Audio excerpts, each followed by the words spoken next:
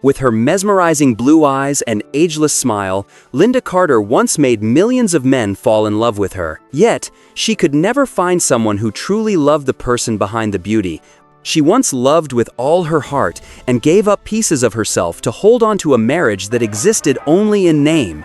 From fleeting romances to a marriage full of scars, she once said, "I lived in a beautiful castle, but it had no windows, no way out." End of tree. Don't miss this video if you want to uncover the darker side behind the image of a national icon. You should have stuck to the toys you were best at, Mr. Hoffman, the harmless one.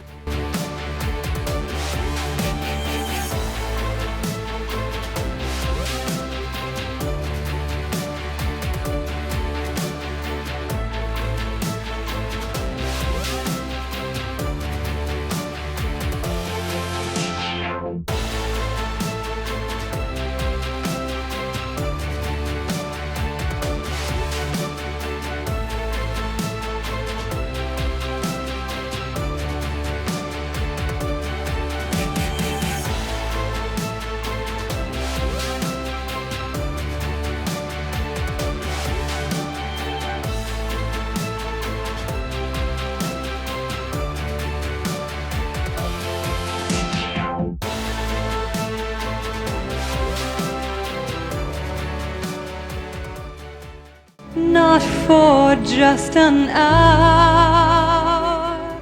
Lynda Jean Carter was born on July 24, 1951, in Phoenix, Arizona, a sun-soaked desert land that witnessed the quiet emergence of a rare beauty. With a heritage blending American, Mexican, and Irish roots, the young girl possessed a face that was both striking and soft, a beauty that made it hard for anyone to look away. From an early age, Lynda had a passion for the arts. She performed with rock bands in local clubs and always dreamed of standing under the spotlight. However, the major turning point in her life came in 1972 when she signed up for the Miss World USA pageant almost on a whim. At the time, Carter was not a familiar name in modeling circles or on the catwalk. She had no professional team, no formal training, and even believed she was not skinny enough by the beauty standards of that era. What the judges couldn't forget, however, was the sheer confidence and presence of the girl from Arizona. On a stage filled with stiff expressions and heavily made-up faces, Lynda Carter appeared natural to the point of boldness. Long flowing hair, expressive eyes, and a smile that radiated emotion. At the time, the media even speculated that one judge changed their vote at the last minute just because of her gaze. No one expected a girl without industry backing from outside the entertainment hubs to rise and claim the highest title of Miss World USA that year. But what few people knew after being crowned, Lynda Carter turned down most offers for lingerie modeling and provocative ads, decisions considered off-brand for a beauty queen at the time. She once declared, "I don't want to be known for the dress I wear, but for the way I walk in it." That was the first declaration of a woman who knew who she was and wanted to define her own destiny. However, that very choice caused Carter to lose favor with some major promoters. After winning the crown, she rarely appeared in large-scale commercial campaigns. Some in the industry labeled her a conservative queen. But to Lynda, that didn't matter because she had already seen a different path. Not just the stage, but the screen, a place where she could tell her own story.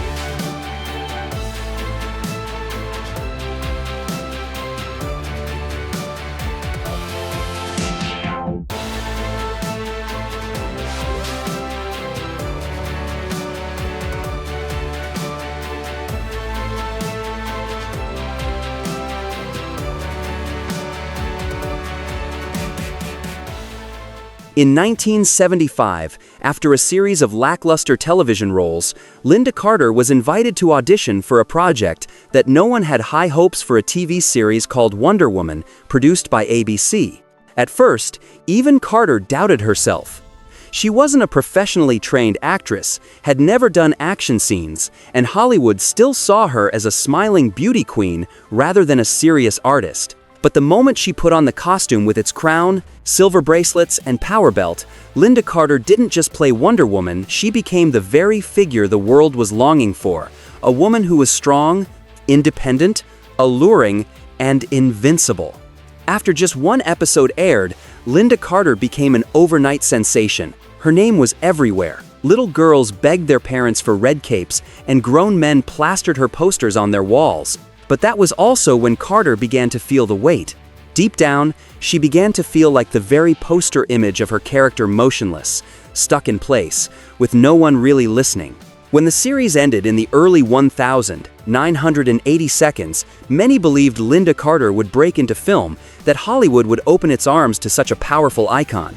But what followed was silence. Roles fell through, directors passed her over, and the name Lynda Carter slowly became tied to a single identity: Wonder Woman.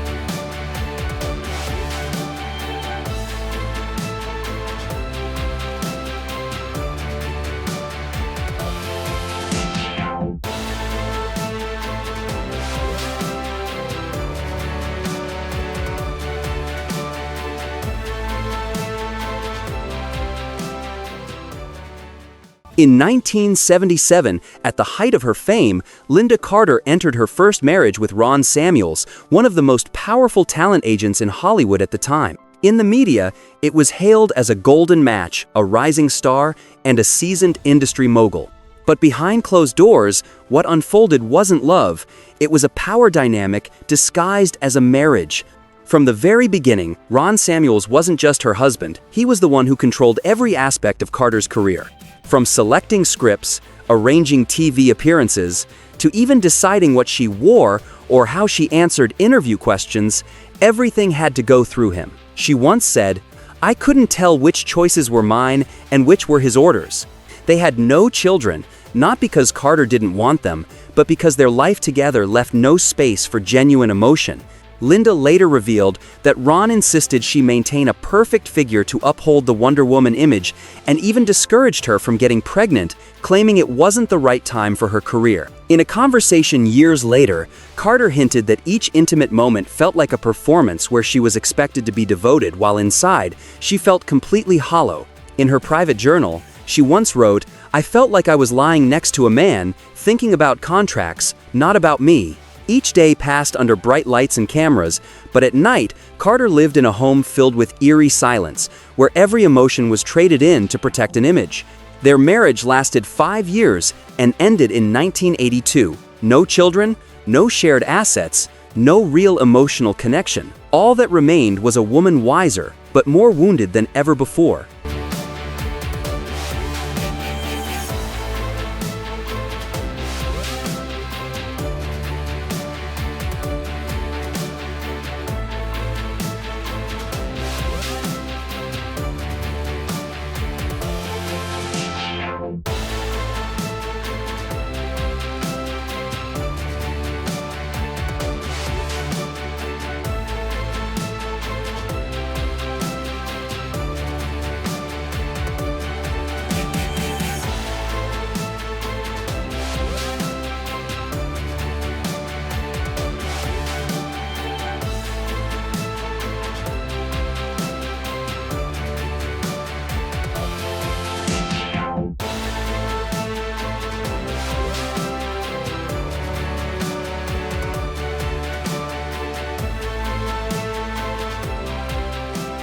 After divorcing Ron Samuels, Lynda Carter vowed never to let herself become a product in any relationship again. She stepped away from the spotlight for a while, lived in seclusion, avoided the media, and turned down countless offers to return to the screen. That was when Robert Altman came into her life, a successful financial attorney, completely outside the world of showbiz, uninterested in fame. And for that very reason, Carter believed she had found true love. In 1984, they got married. And for a time, Lynda Carter rediscovered what it meant to simply be a woman. No more Wonder Woman, no more agents, no more glaring cameras, just a home, a man who didn't need her to shine, and children growing up day by day. But peace didn't last long.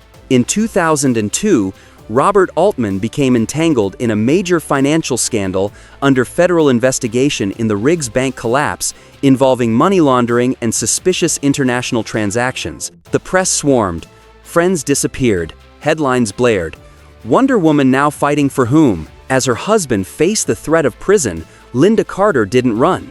She stood by him, appeared at hearings, held press conferences, and once again became Wonder Woman in real life. But this time, without superpowers, without a shield, only tired eyes and a fractured heart. Close sources revealed she broke down more than once in the bathroom, crying until she had to be hospitalized for dehydration. But outside, she still wore lipstick, still smiled, and still told the press, "My husband is a good man.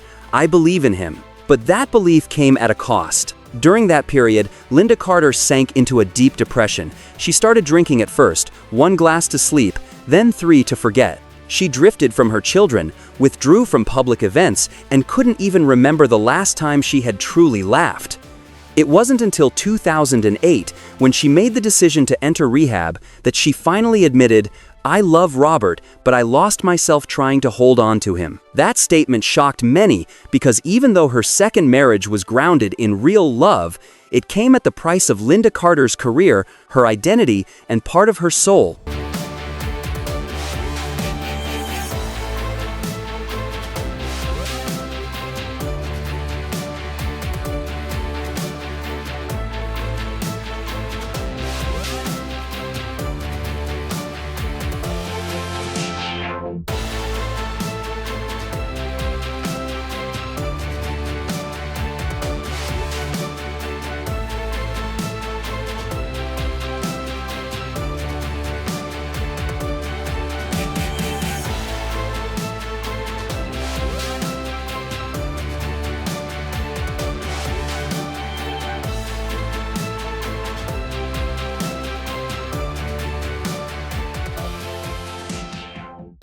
Lynda Carter wasn't just Wonder Woman on screen, she was Wonder Woman in real life.